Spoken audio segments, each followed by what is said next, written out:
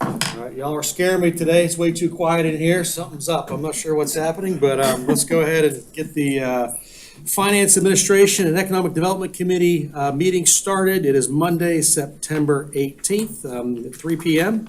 If everyone could stand for the Pledge of Allegiance, please. I pledge allegiance to the flag of the United States of America and to the republic for which it stands, one nation, under God, indivisible, with liberty and justice for all. Public notification of this meeting has been published, posted, and distributed in compliance with the South Carolina Freedom of Information Act. And I would ask for someone to approve our agenda today. I'll make that motion. I'll second it. Seconded. Any discussion? Seeing no discussion, we'll approve it without objection. Is there any objection? Seeing no objection, we have approved our agenda for today. I would ask also for approval of the minutes from July 26th. Someone can make that motion, please. I'll make that motion. Thank you, Mr. Passman. And a second? I actually read them, so I'll second it. All right, well, good. Are you saying other people haven't read them? Is that No, what? no, okay. I'm just saying I read them. So is there any discussion? Seeing no discussion, we will approve those without objection. Seeing no objection, they have been approved. We do have a citizens' comment period. Speakers will address council in a respectful manner appropriate to the decorum of the meeting, refraining from the use of profane, abusive, or obscene language in accordance with Beaufort County's rules and procedures. Giving a speaker's time to another is not allowed. Is there anyone in our audience today that would like to speak during our 3-minute citizens' comment? And is there anyone online that we have signed up anyplace else? Ms. Brianna? Nope. All right, let's move on then. And number 7 on our agenda is the division update from Assistant County Administrator, Mr. Dale Butts and Patrick Hill. So Mr. Butts, the floor is yours. Thank you very much. Good afternoon, committee members. Just a brief reminder from me, and then Patrick's going to talk to you briefly about some cybersecurity stuff. You've heard me mention before the community engagement events that will be taking place at our county libraries beginning in early October, so I want to remind you of that. Those will be hosted by our county assessors department, lasting from 10 a.m. to 3 p.m. at each of the branches where those will be taking place. It'll give the public an opportunity to meet with the staff of the assessor's office to ask questions and express any concerns regarding the reassessment notices which were mailed out August 25th. The response to those notices thus far has been pleasantly low, possibly in part to the education events that a good number of council hosted in your various districts. For that, Assessor Ebony Sanders wishes to express a thank you for your support. We do still need your help in spreading the word about these events, however, and we're also doing the same through our social media, county's website, BCTV, and local media outlets. Mrs. Sanders tells me that her office has received 574 appeals to this point, which is low compared to prior countywide reassessments. However, we do expect that number to rise once tax bills go out. I have no questions for me. I'll turn it over to Mr. Pat. Butts, if someone wanted to appeal their, how would they do that?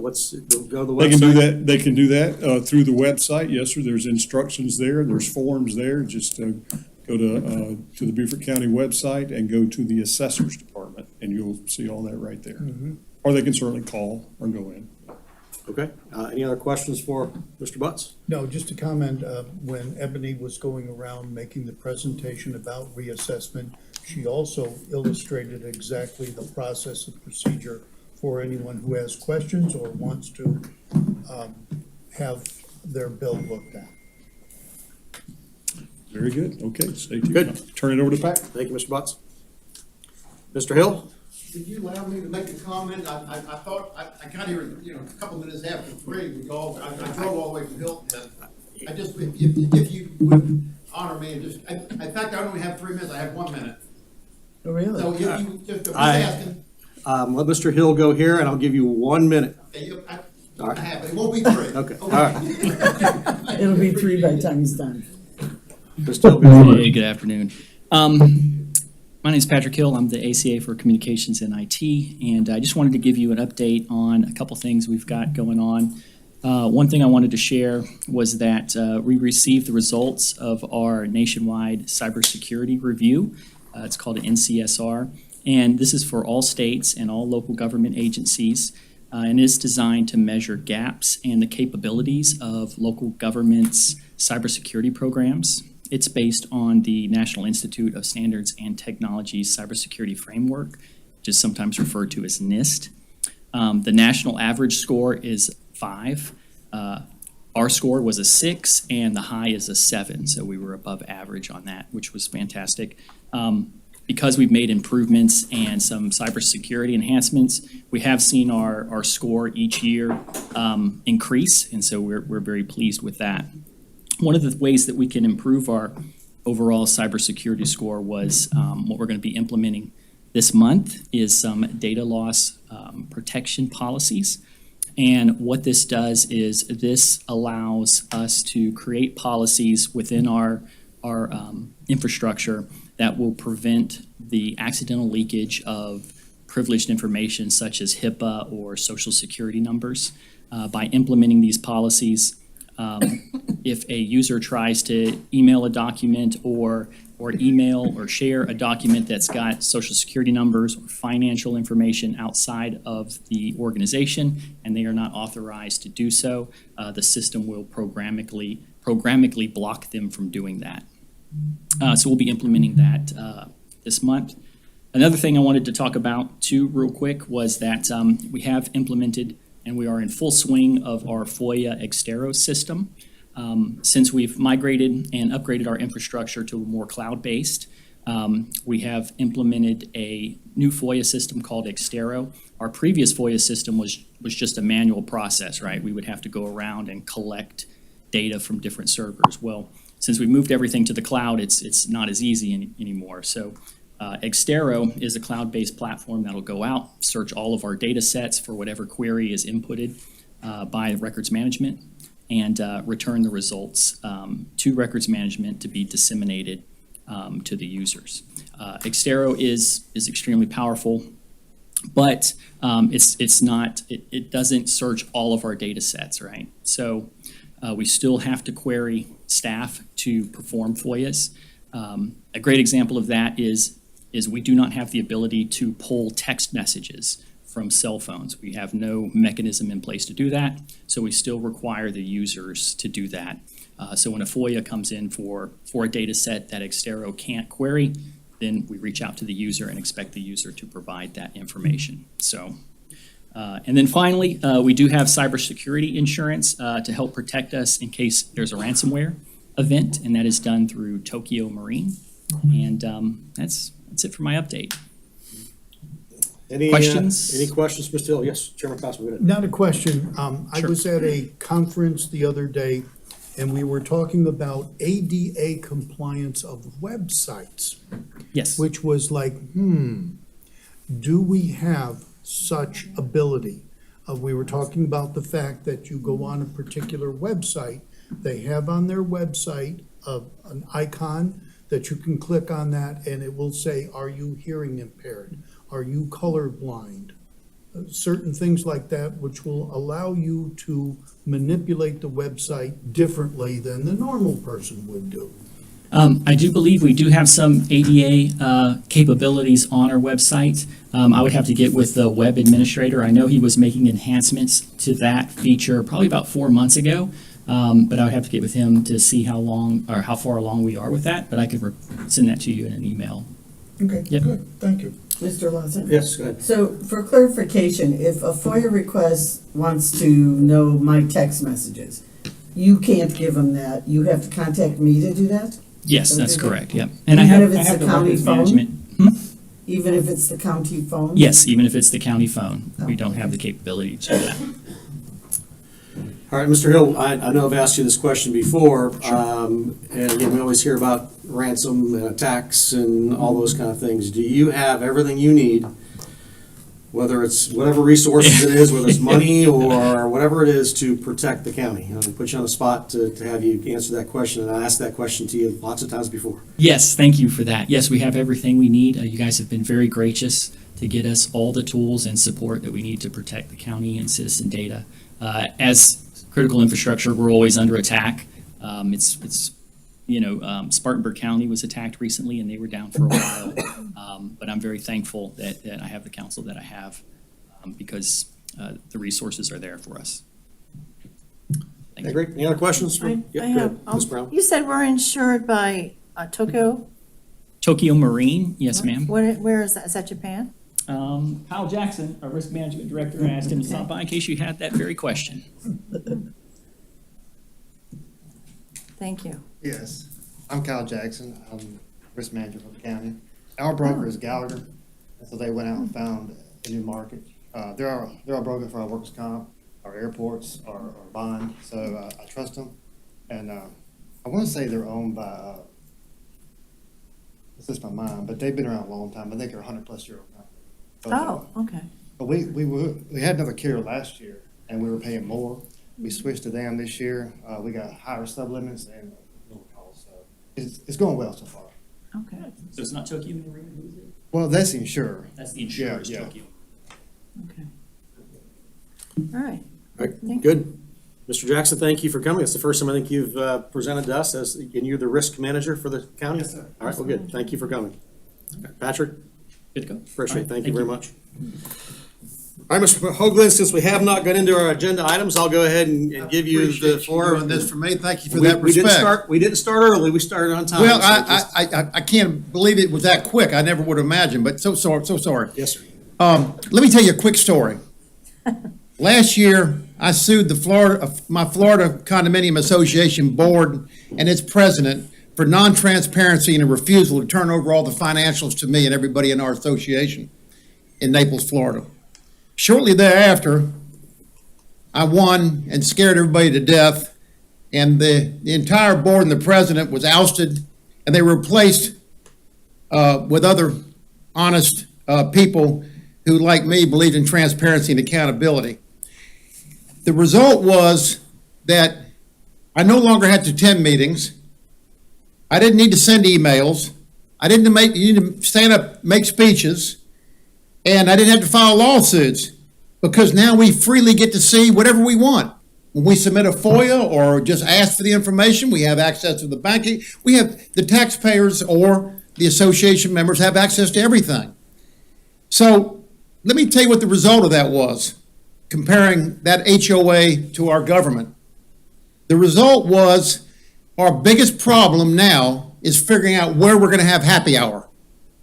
So my point is that I look forward to having happy hour with everybody on this council, because once you get full transparency, most of us don't even have to even be here. I don't have to be here because I can get whatever I want. I don't have to come here and ask for it or threaten to sue or whatever. So I think you're heading in the right direction. I think you all are honestly trying. I think there's a lot of good people up here. You're serving the community. You're getting there, and don't stop. Make sure you continue with the forensic audits. Make sure you force everybody for transparency. And I promise you, you will gain a lot of respect, and people will be begging you to run for office, and versus talking about trying to boot you from office. So I think we have a few bad apples on this council, and you'll be able to tell who those bad apples are by the way they vote, and the way they act, and the way they want to hide. And they'll reveal themselves because they have to vote. And then we're going to call them out and ask them why they did that. I'd also like Kevin and Holbert to develop tax recipient agreements, contracts for the chambers, the DMOs, any nonprofits that receive our tax money. Let's make them sign contracts, spelling out the legal use of tax funds and how those funds must be reported. That'll clean that. So, that's it. Good. How'd I do? You did, You have 30 seconds left. 2.5 minutes. I like the kindler, gentler Mr. Hoagland, so thank you. Let's move on then to our agenda items. And the first one we have is number 8 on our agenda, and that is discussion and presentation of year-to-date financial statements for fiscal year 2024. And Ms. Christmas, I think you're going to handle this for us. I am. Thank you for coming today.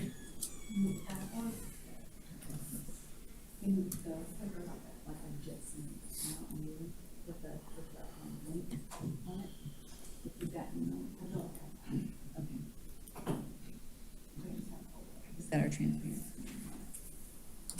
All right, so sorry. I just made one final change to the PowerPoint that I sent out to include our transparency link to the Socrata website, which is on our website. So that's a small change I just made to the PowerPoint, but if you could throw up the original, there you go. I appreciate it. Okay, we're gonna get right into it then. So these are financials for this fiscal year so far, July and August. And this is for the general fund and our capital improvement fund. I have the clicker, don't I? Yes, I do. Oh, Nice touch. tab, how you like that? Okay, so this is the summary of our general fund revenues and expenditures. So to date, out of our $146,645,728 budget, we have expended $16.9 million, which is 11.77% of our budget so far this year. And we are this report is at 16.6% of the year lapsed. Our revenue collected is $5.5 million, which is only 3.85%, but that's due to our tax notices not being mailed out yet, and every county experiences a slow July and August and September, first quarter of each year. So you'll see in this picture that the percentages are by function in the county. So Culture and Rec has spent, of the 11.77% expended, they are 1.02%. Public safety is at 4.7%. Public Works, 1. Public health, less than 1. General government, 4.9. Public welfare, really low. And that's a summary of all of the functions of the county for July and August. Hey Denise, excuse me, can you, any of that be shared on the screen so people who are online might be able to see that? Yes. Can you see it, Larry? Can you see it? No, no, He must not see it because he's. Uh-oh.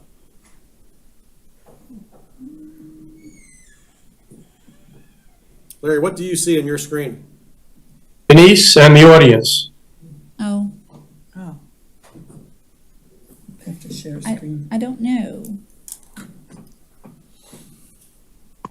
We're working on it. Okay, well, that's okay. I can get it afterwards, Denise, no problem. I just, All right, and I think Brenna sent it to you, Larry. okay, Okay, all right. So we're on the third slide of the PowerPoint, and it's our revenue slide. So of the 16.6% of the year that's lapsed, we have collected 3.85% of our revenue to date. Charges for services there is coming in at 23.98% of our budget, which is above where we should be at right now. That's due to the sale of property or transfers of real estate. So the Register of Deeds office is to credit for that huge number. So this is an analysis or a summary, really, of the revenue to date. We've not mailed out the tax notices, like I said. I talked with our auditor this afternoon, and we're looking at early November. The state normally is about 2 months behind in its remittance to us, so we should start seeing our intergovernmental revenue around now or next month. So at the next month's meeting, hopefully we'll see some numbers there. Charges for services, like I said, the Register of Deeds office, and then the interest has not been allocated or posted for July nor August yet, but that should be posted at our next meeting, by our next meeting. So the expenditures, again, just a recap of those. We had one intra-departmental transfer in the general fund this year, and it was for the treasurer's office. It was for 2 vacancies that they filled early July. So that transfer came from the payroll contingency account, which was not in per department, so that's why it's an intra-department transfer. That was the only one we had. So the total expended to date, 16.9 million of our 143.6 million.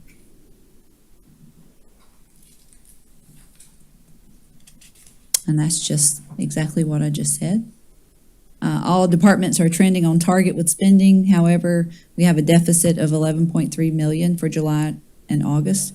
Like I said, as most counties do this time of the year. Our capital improvement fund, we haven't received any revenue in the capital improvement fund. Or we have, but the taxes haven't been posted yet. So this year will be the first year that I'm aware of. I've only been here a short time, but I was told in the past that the millage in the Augmentum tax system, that we didn't break out all of our millages for the capital improvement fund, the medical indigent, or the higher ed funds. I don't think all of them were disclosed. And so we're breaking those out this year so that revenue can be posted automatically instead of us having to do a manual journal entry. That'll be real-time posting from now on. Hopefully we can get that working this year, and it will not delay our reporting of the revenue like it is right now. So these are our expenditures for the capital improvement fund. I know it's a little hard to read. There's a lot of line items up there, but in a nutshell, we've rolled over some open POs that we had last year for this fund. And so this eliminated the need for staff to have to reestablish a new PO for the same vendor, for the same project as we've been doing years past. So what we did was we rolled the existing PO over and brought the budget over with it. So I will be coming back to you all at the next meeting for a supplemental appropriation, a budget amendment to increase this capital improvement fund by about $3.2 million. That's what we had in POs that we rolled over for existing projects from last year. Can we ask questions? You want me to wait till the end? Yep, go ahead if you want to, that's fine. Can you give an example of one of those rollover? The ambulances that we had on order, we rolled over, that's the third line from the top,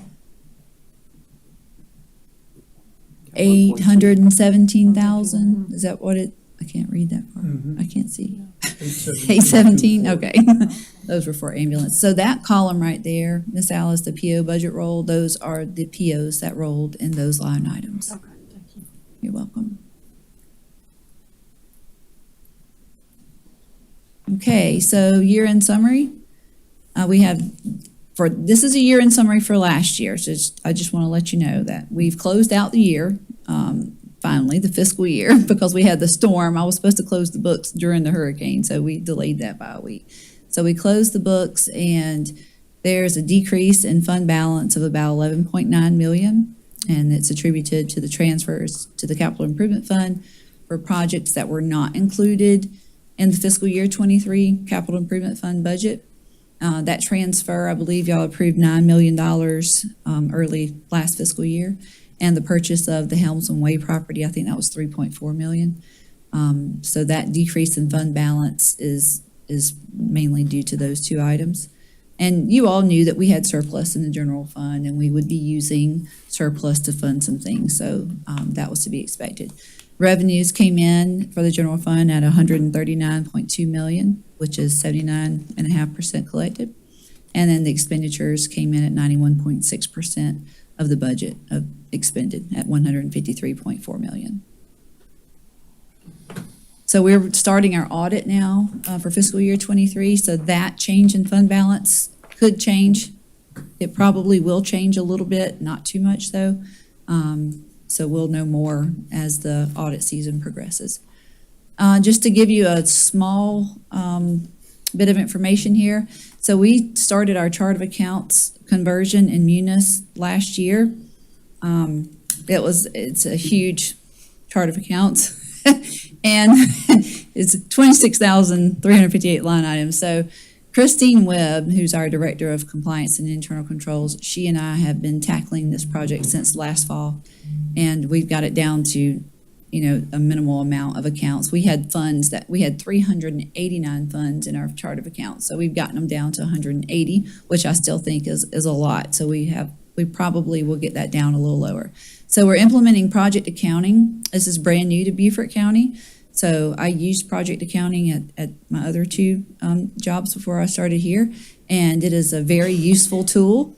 Very transparent, very effective and efficient method for reporting grants and projects and construction, just all kinds of things.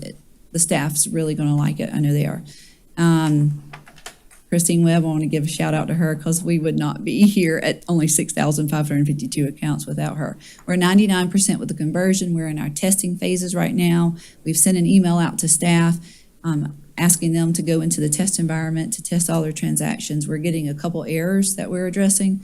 So hopefully this project will be wrapped up next week. And then we'll flip the switch on for project accounting, and I'll get with those departments who will be utilizing that. And so staff training will be scheduled soon. And also, any of you who received access to Munis, who want the training on that, how to look up accounts and such, let me know, and we can schedule something at your convenience, either a Teams meeting or in person. I'll be glad to show you how to do all that. And that's all I have. Any questions for Ms. Christmas? Oh, very good, thank you. Yes, Ms. Cadron, go ahead. So thanks for the, first of all, I love that you're reducing the chart of accounts. As a new council member, I'm like 26,000, what is that about? So that's a great bonus. It's down by, it's almost 25%. And the training, we'll appreciate that, several of us. For the public, we've asked for read-only access to Munis so that we could watch how money's being spent and what's happening. I'm looking on the county webpage, and the interim reports, the last one we had up there is 5/31/23. So if somebody could update that. And will this PowerPoint be available on the website versus somebody having to listen to us drone on and on? Yes, I'm glad you said that. So I emailed Brenna the latest one with a transparency link. And so I'd like that one to be on the website. So you can click on, there's a link to our live data.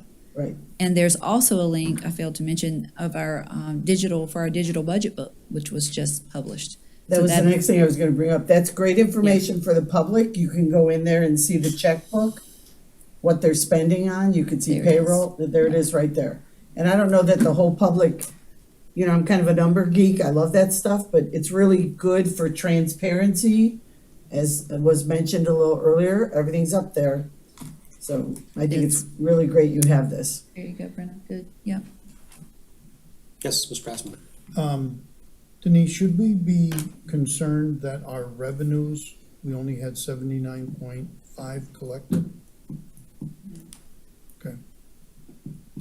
What, We shouldn't, because I'll tell you why. Do you want to know why? Because of all of the transfers that we did out of the general fund. We used our fund balance. So there's money in our contributed from fund balance revenue that we're not actually going to receive. Okay. Because you had to have a balanced budget in there, so we had to, when you increase a budget, you have to increase revenues and expenditures. So the increase in revenue is money that we're actually not going to get. It's going to eat into the fund balance. So no, to answer your question. We're good. I had another question. Yes, Ms. Sullivan, go ahead. The enterprise funds, solid waste and stormwater, that be another day you report on those to us, or? Absolutely. I can do that. That'd be good, just to know how they're doing. Yeah, I could do a report on all the enterprise funds. Yep. Thanks. So And now- the garage, our internal service fund, I can include that too. So, Ms. Christmas, yes, so over the next couple of meetings, if we could just pick and choose and each do one of those each time, that would be wonderful. Yeah. And again, thank you for coming forward. I didn't get a chance, I should have congratulated you first. This is the first time you're coming before our committee as the Deputy County Administrator. So we Thank you. appreciate everything you're doing, and we're glad that you're here. Thank you so much. I appreciate the Thank you, Ms. opportunity. Christmas. Okay. All right, let's move on then to number I'm 9. sorry, you gonna have comments on the Yep. agenda items? No comments. No comments? That's a shame.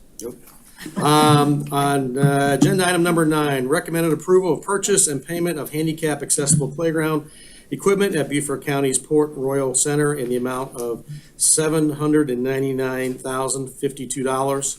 Mr. Atkinson, I think you're going to present this, and I guess if this passes, then it would go to county council for a approval. Yes, sir, and good afternoon to everyone. A handicap accessible playground structure was procured via a Sourcewell National Cooperative contract. Because the value of the contract was $799,052, approval should have first come before council pursuant the county's ordinance pertaining to procurement section 509D. For reasons set forth below in the AIS narrative and in my full report that is attached in the backup, it did not. Beaufort County Code of Ordinances 510D allows the administrator to ratify certain acts obligating the county in a contract by any person without the requisite, the administrator to ratify acts obligating the county to a contract by any person without the requisite authority to do so. Although the code has delegated to the administrator the authority to ratify this particular contract so that the county can pay the invoices, the interim administrator chooses instead to bring the matter to council for approval and authorization given the amount of money involved and the circumstances surrounding the acquisition. The playground was originally ordered by a neighboring jurisdiction which canceled the order while the playground was being manufactured. Because the supplier had the equipment in its inventory, the total price of the installed playground includes a discount of $95,801 and was available for installation 18 months earlier than previously indicated because of the timeline a year ago when we were looking at this for the manufacture of these playgrounds. There was a backlog. In Beaufort County's fiscal year 23 annual budget, funding was allocated for multiple recreation capital improvements, including playground equipment, procurements, and installation. Throughout fiscal year 23, several other playground procurements were made and installed throughout the county. Each of these purchases and installations were less than $150,000, so they were approved by the administrator pursuant Code Section 2-509, which indicates that indicates council approval is not required for those based on their dollar amount.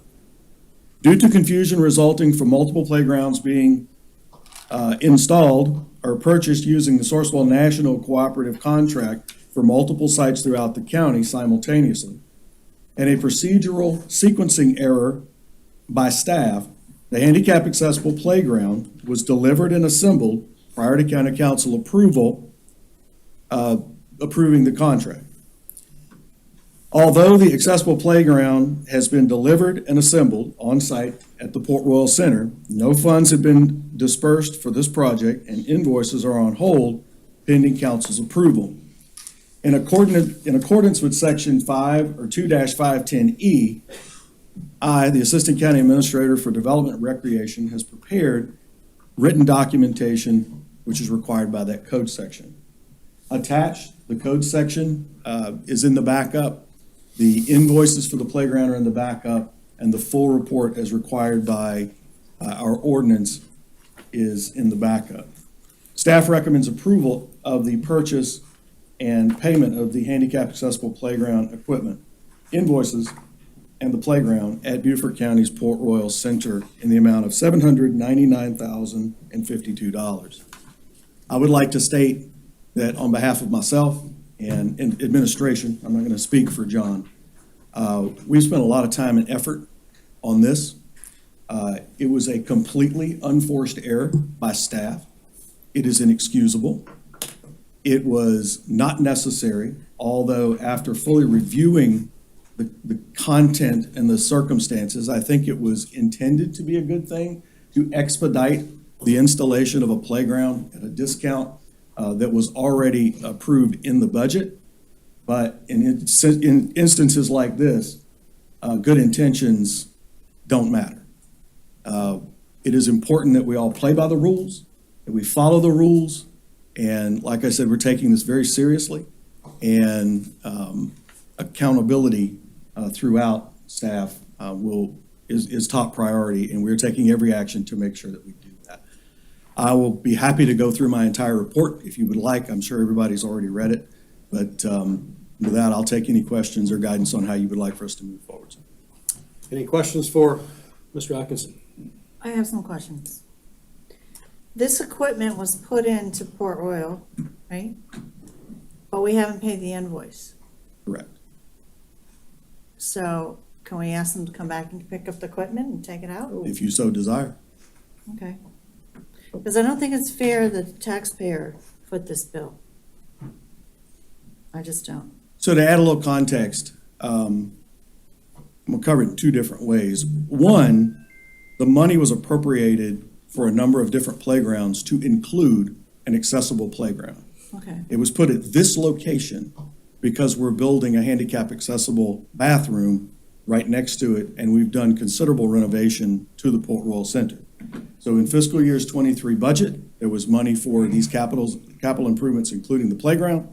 There was a budget amendment in October that increased the amount to be spent, and there was an additional increase of $500,000 in a March budget amendment where this was specifically brought forward for approval. The dollar amount, the budget, not the contract, was brought forward. And then as part of our master plan presentation in July, it was mentioned that we were working on getting this installed. So I understand completely where you're coming from, and I share your frustration on this. Like I said before, it was a completely unforced error. However, it saddens me that an error like this overshadows what a wonderful, needed project this is.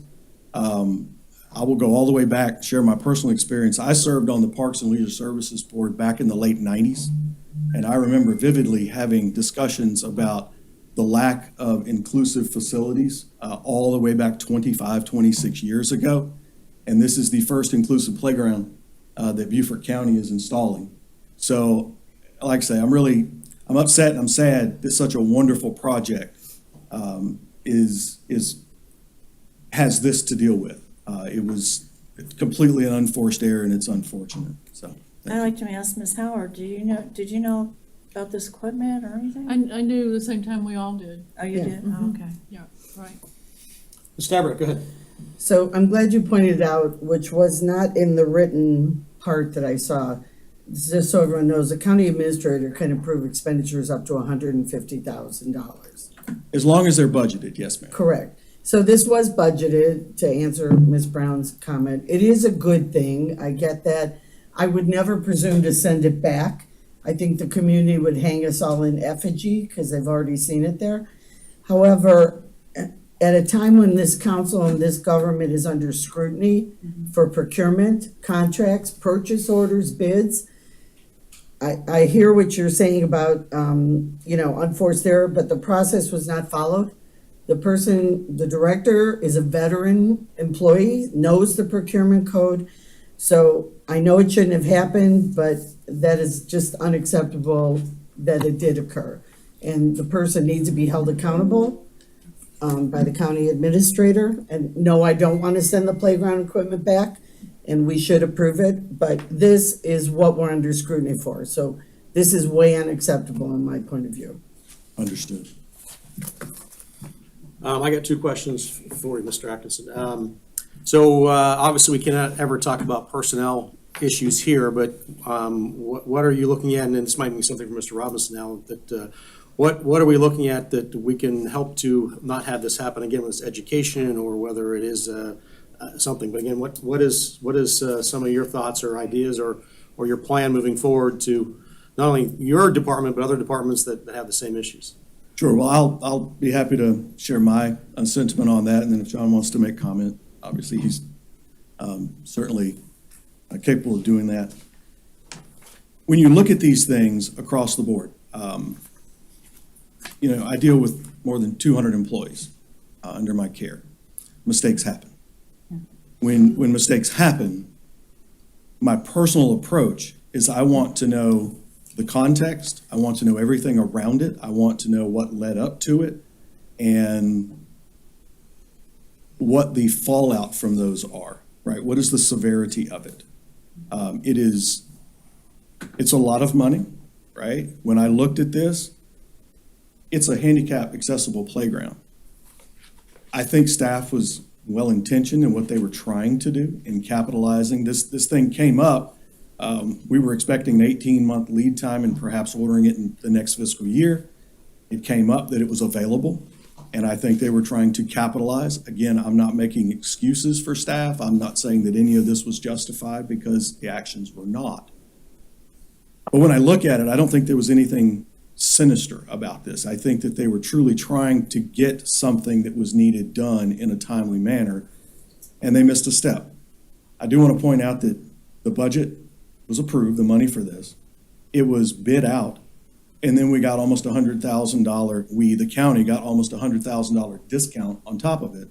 And then we got a playground 18 months in advance of when we otherwise would have gotten it.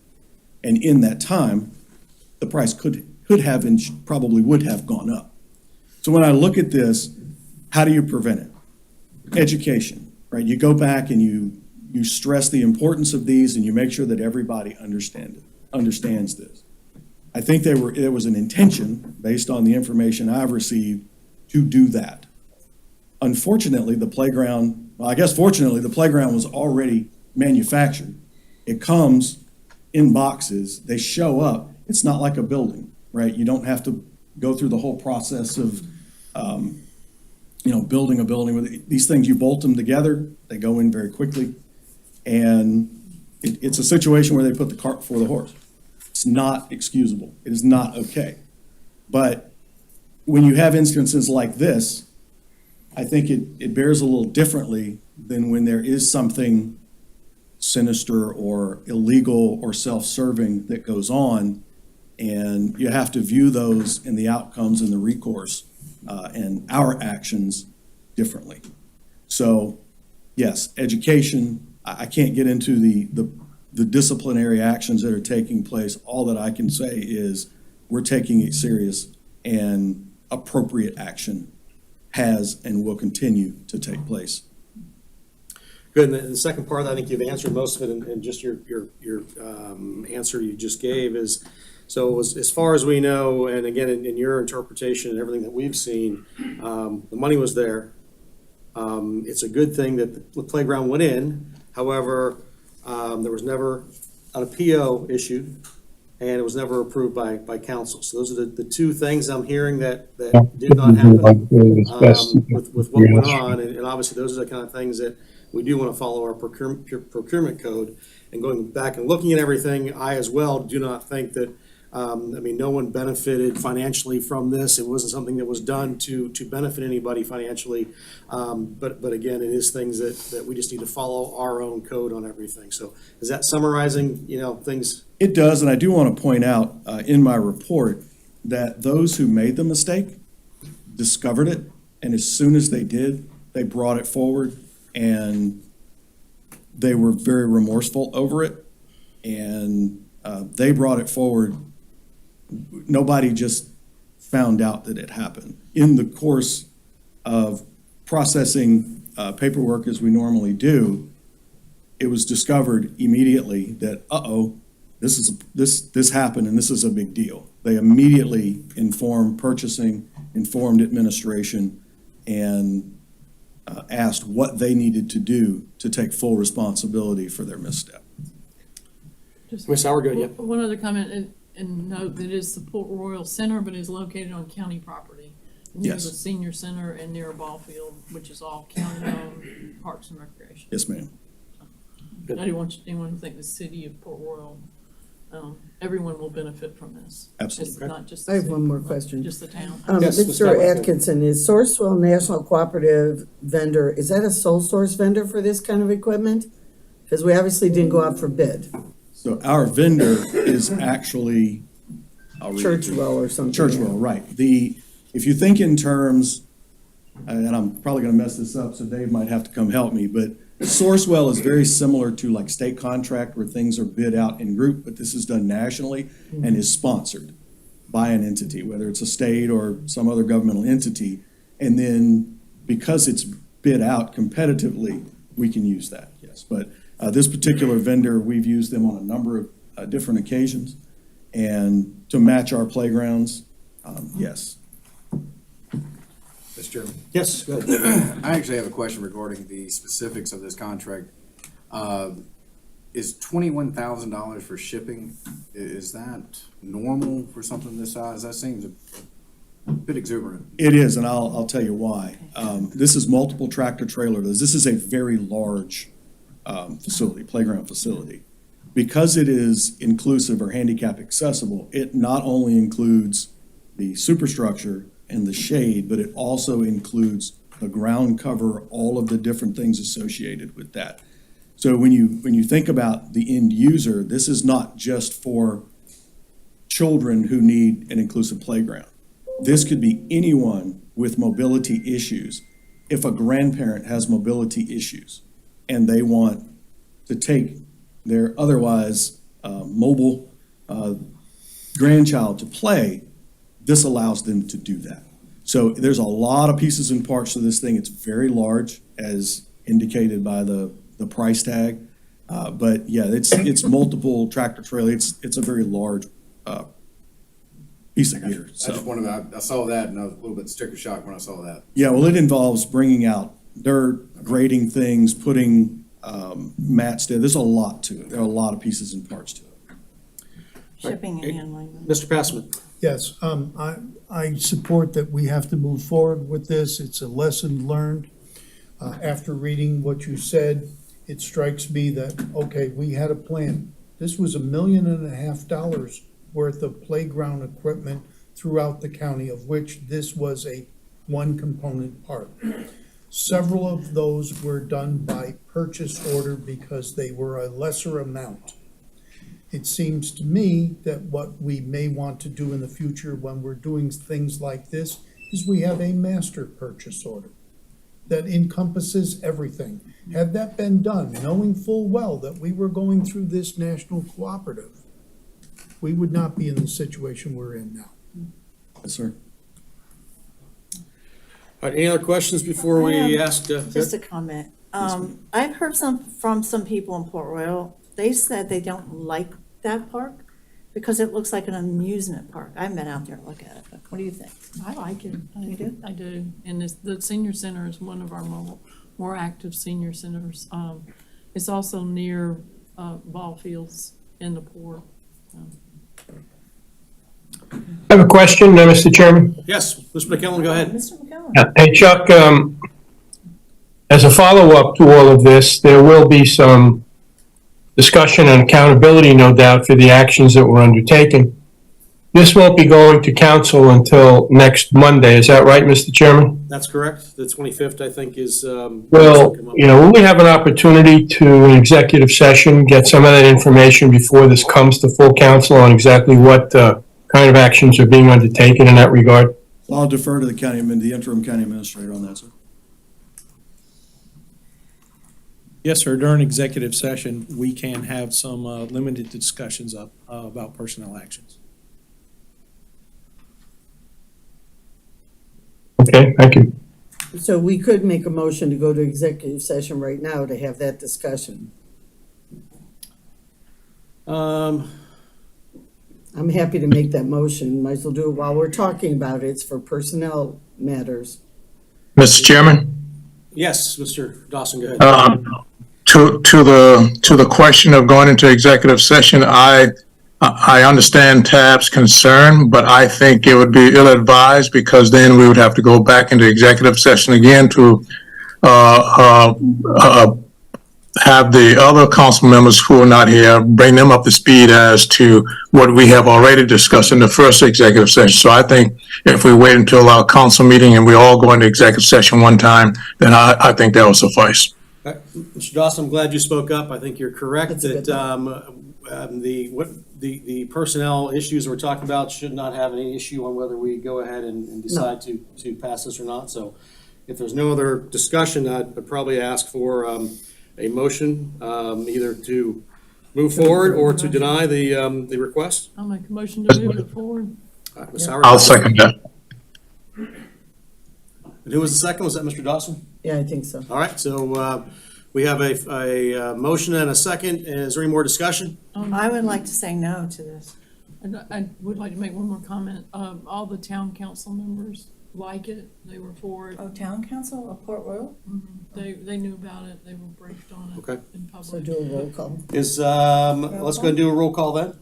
I think we have one objection, but let's just do a roll call just to make sure. What's the motion, to move it to council? To move it to Yes. council for approval.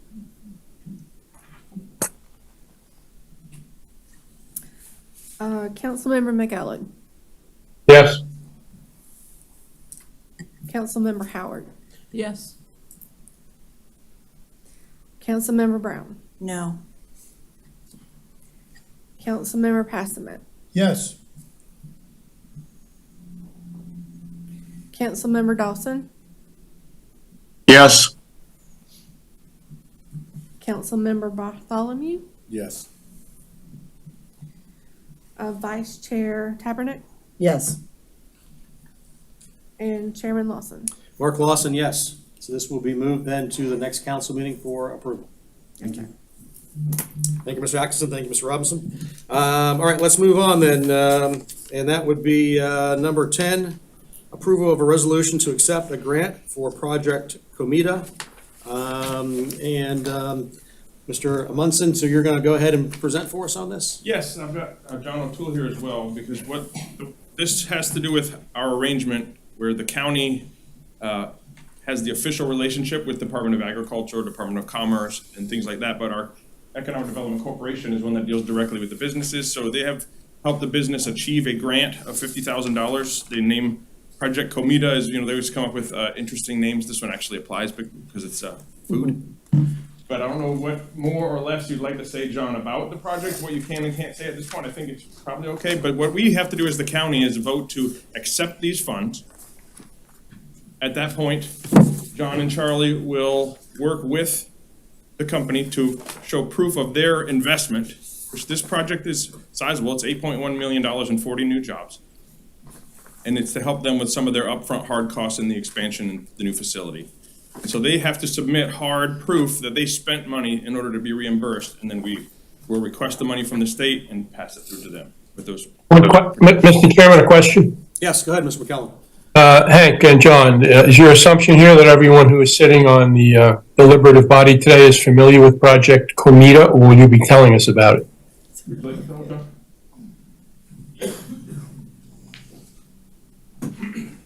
Mr. O'Toole, thank you for coming forward. Oh, nice to be with you, Mr. Chairman, Vice Chair, Chairman, got a lot of chairmen here.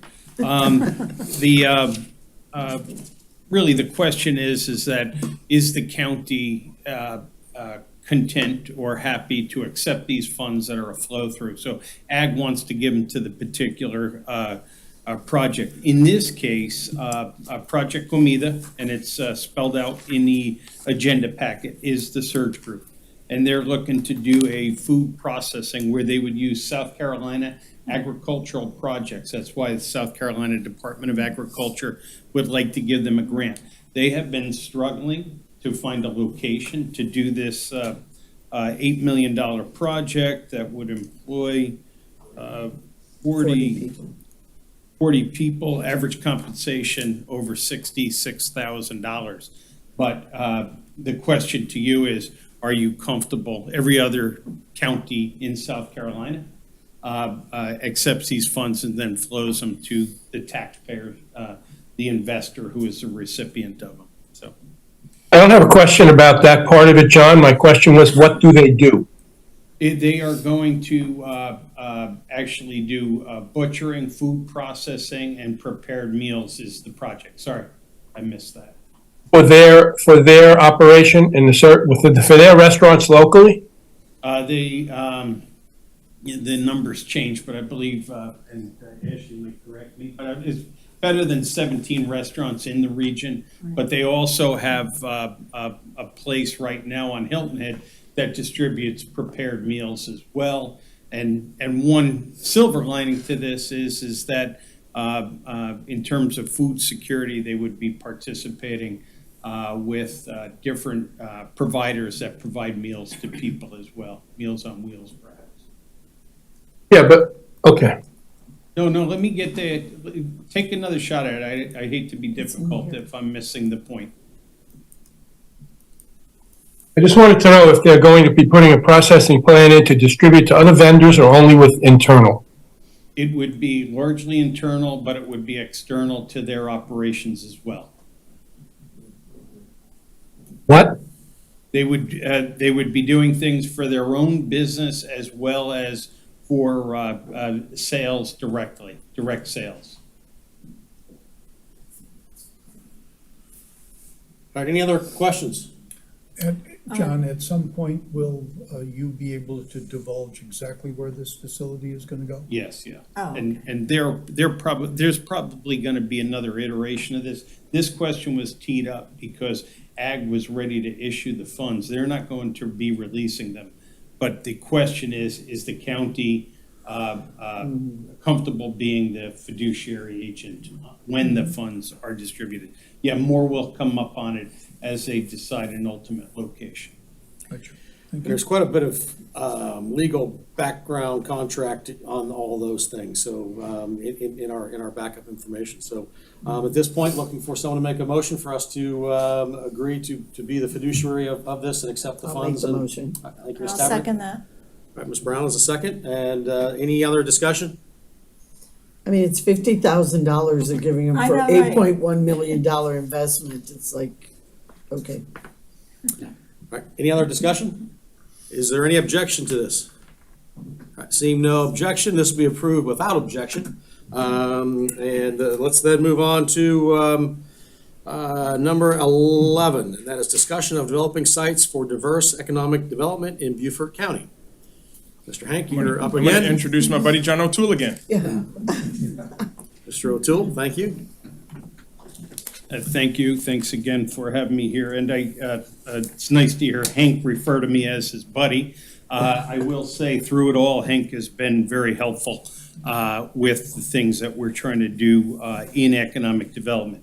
I have copies of this. It's a confidential report that we put out on product, and we update it on an ongoing basis because real estate changes. Projects come off the are on the market, come off the market. But in it, and previously I've provided copies or portions of this. But essentially, you know, South Carolina is like the third state for in-migration. So we remain a target for investors. When I discussed our economic development efforts, I should open up my book and get my notes out. But we have had good success. We're just closing in on the end of our 6th year. We've seen $341 million invested. We have about $100 million in our pipeline. What this represents to residents of Beaufort County is 1,665 either new jobs or retained jobs in the county, averaging $45,900 a year, essentially $76.4 million in payroll. And according to Clemson, over a 3 to 7 year period, a $4 billion impact. So our results are there. They can be measured. When I talk about economic development, I've always, and you'll hear from us later, I believe, in executive session, you know, look at it as a balance wheel, and economic development is just one spoke on it. The top spoke is the environment. So much of the revenue you were talking about early in this meeting has to do with people's love of the environment and love of our region. Education, which the counties continue to invest in, is the next serious spoke in terms of the balance wheel of Beaufort County. Economic development, people being able to provide for their families in a dignified way, is something that we feel passionately about. Workforce and TCL, USCB, and the K-12 program are kind of fueling the pipeline of talent, housing, and then transportation. And the reason I mention this today is because with the advent of the green penny, the success of that, there's just another pull on real estate. And I'm not saying that's a bad pull. I think that's sort of the magnet that brings people to our region, our love of the environment. But we have to look at what housing's trying to do, what retail's trying to do. And I think we're at an inflection point, a point where Beaufort County should take a serious look at, and we have serious recommendations of what chunks of real estate could be preserved for this economy. When I spoke to this group at your strategic planning section, I think we came out of lunch and Joe Passament and Chairman and Vice Chairman Larry McCollin said, we keep hearing about product, when are you going to deliver on it? So we have recommendations. Our approach to where product should go is I look at it as the nexus of infrastructure, transportation, communication, zoning, and obviously electric and gas, and then where it fits well with zoning. And so we have some 1,500 acres that we think are at stages where if we don't move on them quickly and work with the county's planning department to master plan these and do the due diligence, one that's been out there, I know near and dear to Councilman Dawson's heart, 200 acres of that is Libico itself, but we have some other sites as well, and we're working on that. But I think we have to be very intentional, or the opportunity will pass. And just to give you a little recent update, last Tuesday I was at the City of Beaufort's Town Council meeting, and a $29 million project executed its option to buy a lot in the Commerce Park, and a $34 million parcel had a $34 million project had a first reading on its plans to purchase a parcel out there. So with our success, it's important to look forward. And just so I sound slightly smarter than I am, I will share a quote which my young son shared with me. But he says, society, it's not his, it's a Greek proverb, but society grows great when old men plant trees whose shade they know they will never sit in. And so it is that point in time, I think, in Beaufort's history where we take product development for meaningful jobs seriously. So that's kind of where we're at, and I think the details of the properties we'll be recommending. It'll be an interesting approach because we have been working very closely with our environmental friends to make sure that the sites we pick, and this is me bragging a little, but in 6 years, we've done some 60 projects, and we've not been out of step with the residents in an area on one project. Now, tomorrow night, I have a project on Hilton Head. That could be the difference. But we like to think that we, and to the points being raised earlier, that we are very transparent. We try to keep the public informed. In particular, this project, a $23 million project looking at a Hilton Head Airport, adjacent to Hilton Head Airport. We've met with the neighborhood groups out there some 4 years ago. So we try to keep everyone read in, and I think that's part of our success. All right, Mr. O'Toole, and obviously did not give you the proper introduction. We just assume everyone knows who you are, but you're the Executive Director, Beaufort County Economic Development Corporation, so thank you for coming. Now, this was just an agenda item for discussion, so there's no action coming out of this, but what did you want to receive from us? We really need to probably move forward, or at least have conversations. Obviously, Libico will be one of the ones we're waiting, and that's pretty much out in the open. We're waiting for DHEC to give us a voluntary cleanup contracts on the 2 parcels out there, and we have people interested in doing things out there. If not for economic development, I believe the cleanup of Libico should be pursued for the purposes of environmental justice. If they have a meaningful reuse, that could be a boom to that district. But as a pre-soaker, we probably have some 1,500 acres, on the buffet for the council to look at, with probably a total price of $18.5 million. But we'd have to look at them on a parcel by parcel basis, and I think we'll start that conversation today. later on in the agenda. All right, any questions from anyone for Mr. O'Toole? All right, Mr. O'Toole, thank you. Thank you. Thank you. You're on the agenda again, come up here in a second, but we'll go back to Mr. Munson here. And this is number 12 on our agenda, recommend approval to renew membership with the Southern Carolina Regional Development Alliance. And fiscal impact funds for this come from the general fund account. 495,000 is budgeted for the year in this account. 120,000 is for the Southern Carolina. 375,000 is for the Beaufort County Economic Development Corporation. All right. Go ahead, sir. I'll give you a little background. These funds are already budgeted, but it's time to renew our contract with Southern Carolina Development Alliance. So I've got Danny Black here. I'll bring him over in just a second to give you, especially new council members, a full background of what they do, we do, John does, and how we all fit together. This relationship, I believe, started in 2012. And the most recent contract was signed in 2017, which was attached in your packet. That was for 2 3-year terms.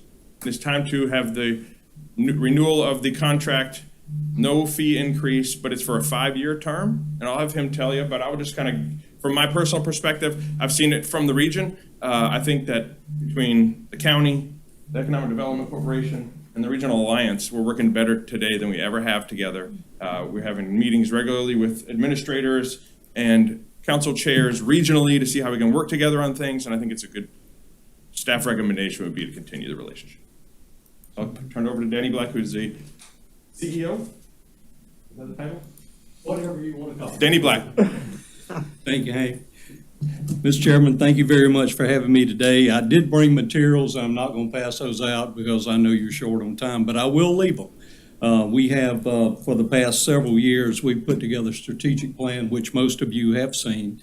And our intention is to follow that strategic plan, and we can go into great detail at any time you'd like to do that.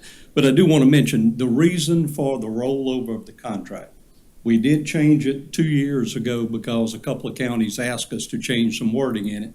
It is generic in the wording itself. It pretty much just lays out what our agreement is that we would do for our member counties, and we tried to keep it consistent. And every time someone comes up for renewal, we just formed or we asked the county to sign this new agreement.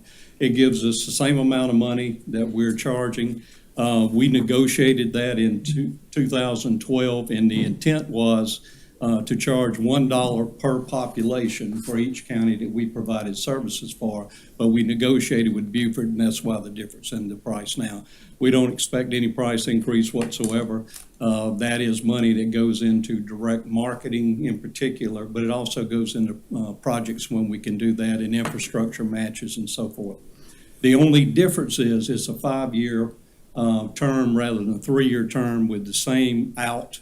If a county is not satisfied, if the organization does not want to continue, there's an out in the clause that would release after a short period of time. That's the only difference. Again, it's of the 7 counties, we do everything for 5 of the counties, meaning we provide personnel, et cetera. We do not in Beaufort's case, obviously. And we have a great, as Hank said, as John O'Toole has said, and I'm sure Ashley, who serves on the executive committee for us, and Paula, who's on the board of directors, will tell you. We met this morning. We meet constantly. We talk to each other. We work together on all projects and product development. We have an extensive product development plan for the next 3 years to take basically I-95 and develop sites in all of our 7 counties, as well as do some infrastructure stuff that is badly needed in all 7 counties as well. So with that, Mr. Chairman, all I will do is just ask you to approve the agreement that is in your hands under consideration, and we'll take that to our board of directors for approval at our next board meeting, unless you have questions. Any questions from anyone? Any comments? And again, this would then also then go to full council. So is there a motion then to move this forward? I will make that motion. Thank you, Mr. And I'll Crossman. second that. And Ms. Brown, thank you for the second. Any more discussion? Seeing no discussion, is there any objection? Seeing no objection, this will then move to full county for a vote. Mr. Thank you, Black, sir. thank you for coming. I appreciate you being here. Yes, sir. Thank you. All right, let's move on to number 13. And number 13 is also a discussion. And it is a discussion of elected officials' compensation. David Ken, corner. And Brittany? I think Ms. Ward? Ms. Ward is going to be, let me just get to. Well. And Ms. Tabernick, was this something you were gonna look to move forward or go ahead with? Yeah, after Brittany talks. Okay. She's gonna Ms. do- Ward, thank you for coming. Thank you. I'm gonna go ahead and share my screen here.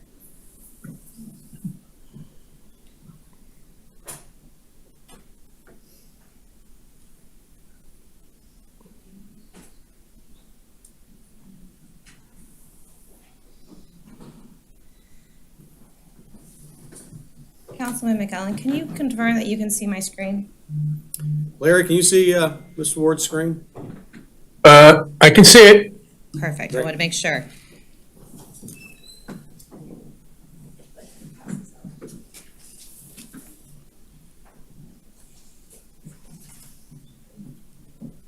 So the elected officials' salaries started as a conversation years ago, specifically at a finance committee, August 12th, 2019.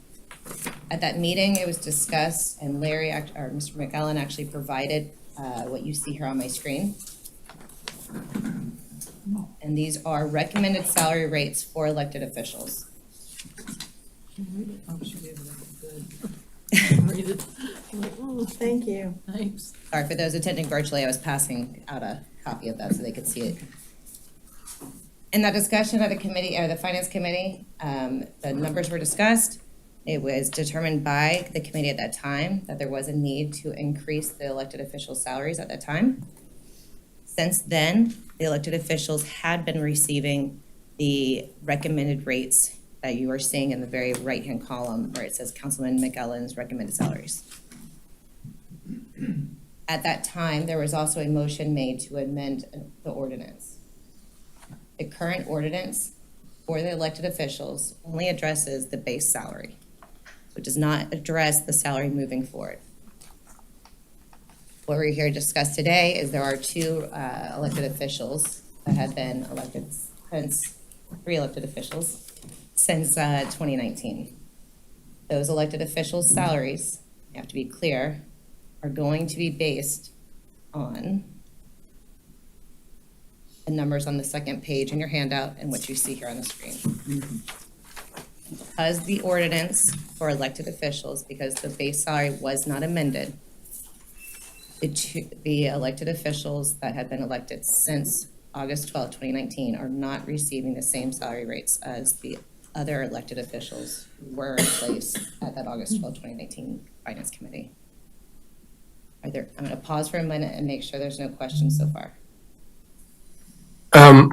Yeah, I have a question. What we're doing here is trying to establish, I think, what our recommendations were back in 2019 for elected officials. And since that time, and now in 2023, there have been COLAs that have been granted and other salary adjustments that have raised those salaries past what was recommended in 2019. And with regard to elected officials, they also get a 5% reelection bonus when they are reelected. So some of them, all of them receive that, I believe. So when you say there are two people that were elected to these positions, in addition to the auditor, well, who's the other one? The coroner. That's a new position? I mean, a new occupant, right? Yes. Okay. So the COLAs and the COLAs go to the position. The reelection bonuses go to the person.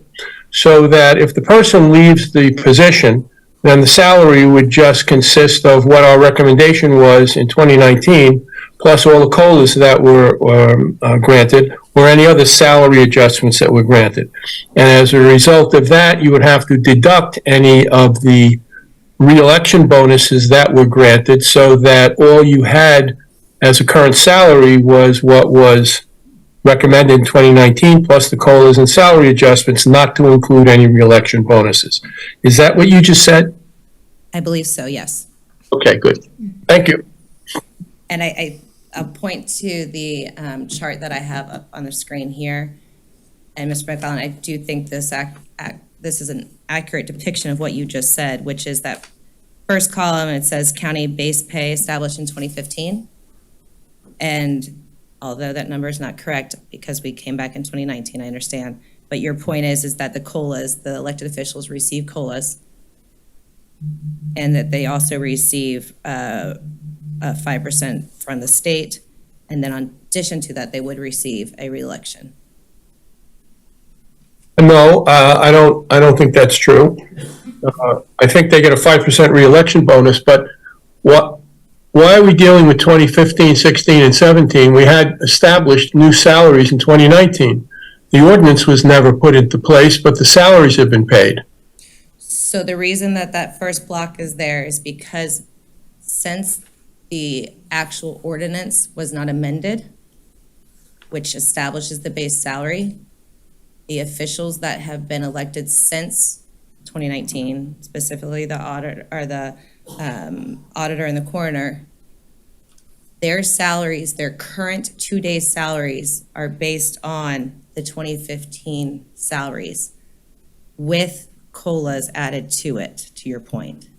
So if you. Well, that's just not correct, because we adjusted their salary in 2019 and COLAs were added to that.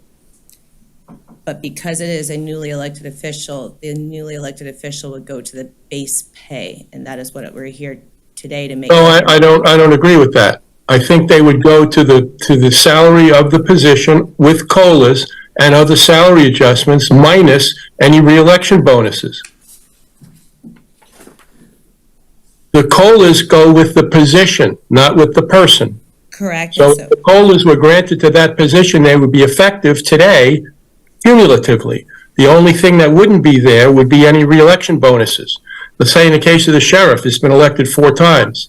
If someone else comes in the next term, they're going to be losing those 4 bonuses at 5% each and revert back to whatever the salary was established in 2019 plus COLAs. So I believe what we're saying is, and I agree with what you're stating, is that the auditor, if you'll see on the very top here, base salary, which is in the ordinance currently for 2015, you will see that their COLAs are implemented onto that. So Yeah, but that has nothing to do with this. 2015 has nothing to do with this conversation. A new salary was established in 2019 and COLAs were added to that. Then reelection bonuses should be deducted to reach the current salary. This is simple. I don't know why we're dealing with 15, 16, 17, and 20. I'm going to interrupt for a second. The ordinance that we had on August 12th of 2019, was that ever adopted? No. No. Okay, so then the 2015 is the one that we have to use. It is in the ordinance right now as of today. Yeah, unfortunately. So Because we never adopted that, Larry. We're now dealing with what took place in 2015 that was adopted by the council and have to roll all of those forward so that when we adopt an ordinance now, it updates everything from 2015 to current.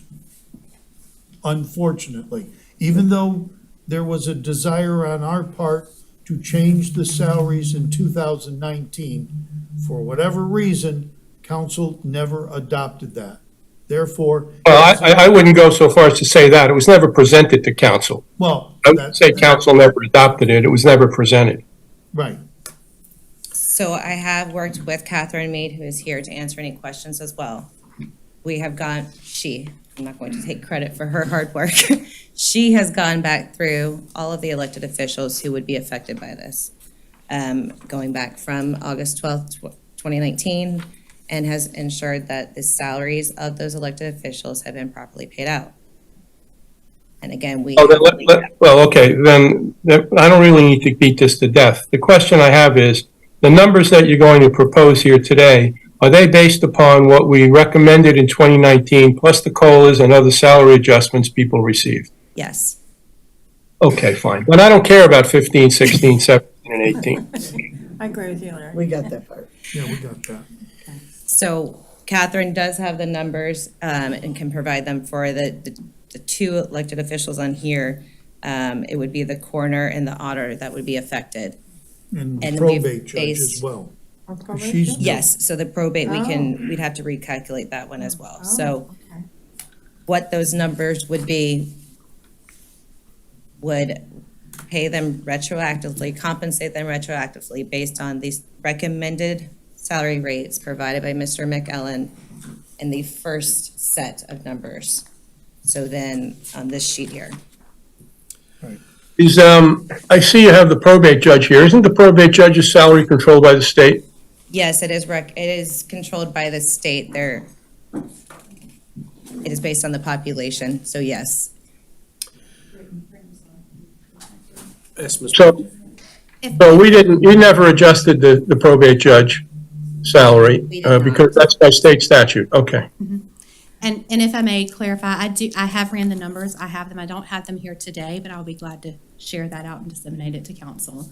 But it was determined that there were two. If we're gonna correct, and go back to the 2019, which should have happened, Right. I have already calculated what we would owe to elected officials. So that's ready to go, I just need to present it. Wait a minute. They've been getting paid that salary since 2019. Why do we owe them money? You mean the two that just came in? Correct. The two Oh, new sorry. elected Okay, officials. okay. All right, so out of, this is just a discussion item, however, we either need to have you come back to us at our next finance committee and present those numbers to us, so we can then move it to council, or we can vote to move this to council, and by that time, have the corrected numbers that we're talking about and have the details that we need. So it'd be whatever this committee wishes to do. I think we should have our acting administrator to work with staff and come back at our next finance committee. We're gonna pay them eventually. They're not gonna lose the money. Oh, aren't these numbers correct? Pardon me? Aren't the numbers we're looking at correct? The final numbers that you number, don't we have final? The numbers that you see before you, the first section, as Chairman Passman clarified, that's what it reads today because the ordinance was not adopted. The second section is where the current elected officials are currently making. And out of that list, there is two, the auditor and the coroner, that will need to be adjusted since we are going to go back and amend the ordinance from 2019 with the base salary. Okay, Their so, salaries will change. Will change. Correct. so what was the number we recommended for the auditor in 2019? It started at 88,000. 88,000, but since then Okay, we've had all some right, uplifts. all right, I don't need to go back to that. Just go back to the one that was up, please. So if we recommended 88, when you say current EO county salary is 78, that's not, That's what you're paying them. if we recommended 88, why would it be 78? That is what the auditor currently makes, because the auditor was given the pay of how the ordinance reads today, which is based on that first section of the spreadsheet. Right, That's why we're having this discussion. right. Because the ordinance never was adopted, they had to go back to 2015 and start at 59,915 and move all the money forward. So that all the other numbers are all correct except for the coroner and the auditor, is that it? Correct. So now what we're telling them to do is start with what we wanted to have done in 2019 for the coroner and the auditor, move the money forward, which will correct their salaries, and then we'll adopt that. And Minus any reelection we bonuses know and the that. other. There's no reelection bonus. And what we're going to do is to charge them to come forward when we put the budget together to adopt in the budget all of this information so that we don't have to go through this year in and year out of wondering, did we update an ordinance? We can take care of it all at once when we do the budget. So you should come back to finance with the full numbers, the correct numbers, and the budget accounting, where you're gonna take it from the budget. And then we would move forward to council, and then we have to rectify it in the next year. Correct? Now, Okay. you've already done that, She doesn't have it with her. but you don't have it with Yeah, you. I apologize. I didn't know we That's would get okay. that far into the That's discussion okay. today, but yes, I have the work completed and I can have it. So Mr. Robinson will make sure it comes forward. Would it be- And a final question, the only two people getting retroactive pay is the auditor and the coroner, right? Right, everybody else is paid accordingly, because Okay. they've been here for those number of years. Rather than waste a month going back to finance for something they already have, we can move this to council, get the information ahead of time, and approve it on Monday's council meeting. Mr. Right. Robinson, would you have that ready? Yep, we can do that. All right, if you can get it done, that's fine. I was giving you lead time. All right, so then I need a motion then, that, Mr. Passman, that. Yes, uh, I would to make the council. motion that we send this to council for approval at Monday's meeting, with the caveat that the salaries of the auditor and the coroner be redone to affect, Correct. yeah, to be corrected to the desired salaries. And I would I'll ask for second clarity. that. Ms. Brown, second that. Is there any more discussion? Ms. Ward wants to say I have a something. Oh, I'm question. sorry. Yes. If we can just make it extremely clear in voting that that salary change is to be implemented at the time that they were elected. Yes, Right, Correct. yes, yes. we know that. Well, when you present the AIS, you'll have that in there. And so the motion will be made at that time. And so that'll take care of an issue if the next time someone gets reelected, so that new base salary is gonna be then effective for the newest elected official. We will have an ordinance for you to move it forward, which will retroactively address the previous Okay? issues as well as moving forward. And this will authorize the salaries for all of the elected officials there except county council, because they're already receiving them but never had the authority because the ordinance wasn't presented, right? Correct. I So understand. moving into the future, this will be part of our annual budget ordinance. Oh, So good. it's updated annually. We don't have to worry about election cycles or worry about something being missed, part of our budget. So my other question is, when these two people paid a filing fee, like some of us did, it's based on your salary. Was their filing fee correct? I'm not aware That's of an that, but ugly I would. question, but I'm throwing it out I there. can understand discuss it that is. with them. It was. Just putting it out It there. was. What David Cat paid, that's Did you? what his salary should be. And Larry and I'd sent Larry an email months ago regarding the breakdown of that. Well, let's see, go ahead. So I did reach out to Marie Smalls over our voter registration department, and yes, you're correct, it's based on salaries, and I asked her where the information came from, and she said the State Election Commission Exactly. places the salary, so then I further asked her if she could send me, their information or a list of offices with the base salaries, just to verify. So I'm waiting on that information. But I'll forward it, or I'll bring it back to you Because then as if soon they as- were charged the proper amount to file, I don't understand why we're sitting in the boat we're in. Yeah. Because we That's never just me. adopted an Yeah, ordinance. but then why are they charged that amount? Yeah, I'm like, I do want to know what they based it on, so as Correct. soon as I get that, I'll Yes. let everyone. They would have based it on the person holding the The position state, Well, it's the state you know, election commission. being elected again. Yeah, that's the question.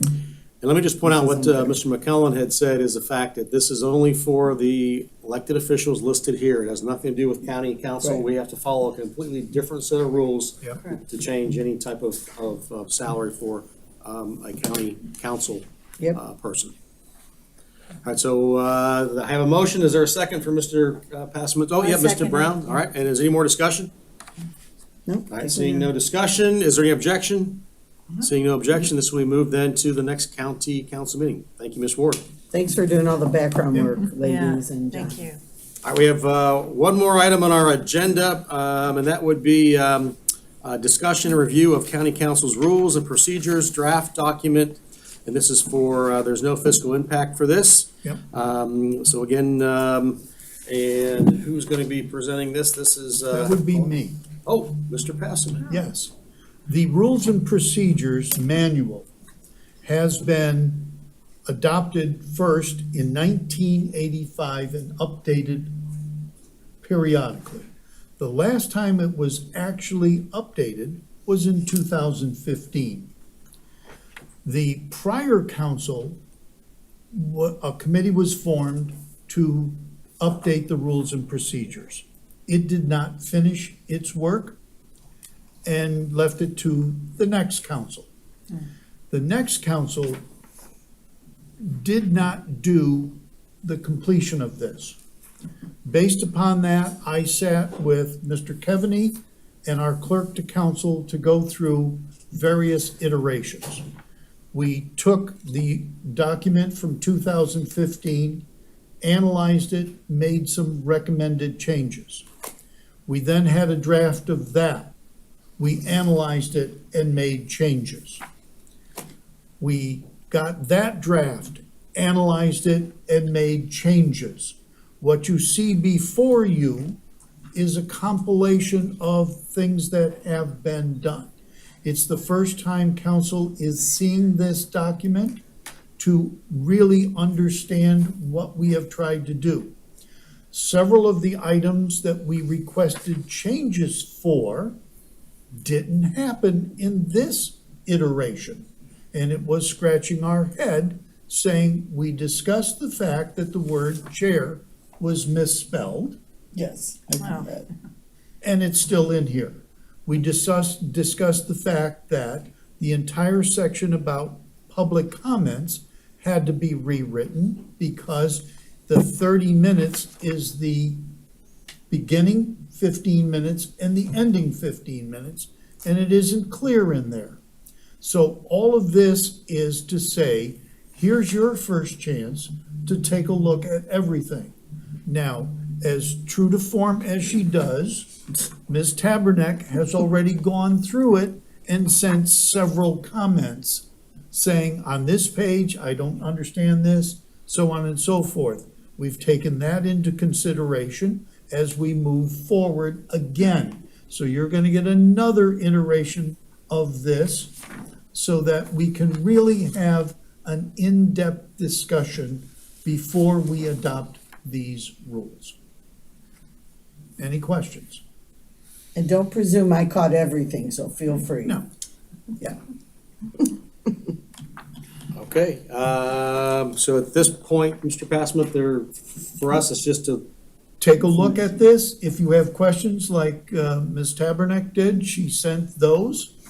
We've taken those, taken this last iteration, circled them in the document. We'll now go back and discuss that because we do want to have a good product. We want it to have it on our website. We want it to be published so that everybody knows how we operate.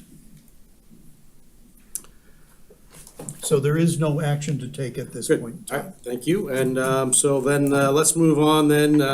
We do have a need for an executive session. And pursuant to South Carolina Code, Section 30-4-70A2, we have 4 items. And those 4 items will be discussion and negotiations, incident to proposed contractual arrangements and proposed purchase of real property. Second would be to engage in discussions and negotiations, incident to proposed contractual arrangement, Burr Foreman annual lobbying contract.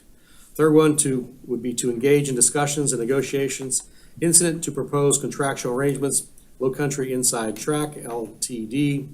And the fourth would be to receive legal advice where the advice relates to threatened or potential litigation from former employees and former independent contractor. And there may or may not be matters arising out of this executive session. Is there someone that would like to make that motion? So moved. Is there a second? I'll second it. Is there any objection? Seeing no objection, we will then move to executive session.